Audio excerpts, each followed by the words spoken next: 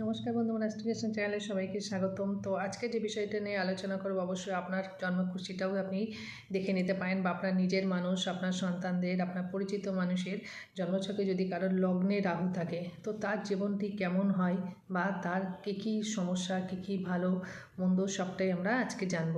তো যেসব বন্ধুদের লগ্নে রাহু আছে তাদের কিন্তু অফুরন্ত চাহিদা থাকে, সব কিছু পাওয়ার পরেও যেন মনে হয় সে চাহিদা শেষ থাকে না।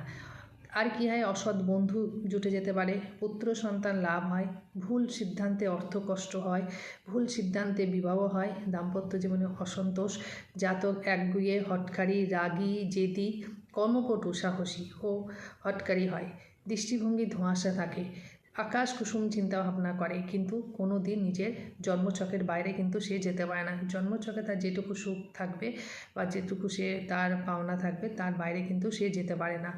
আর কি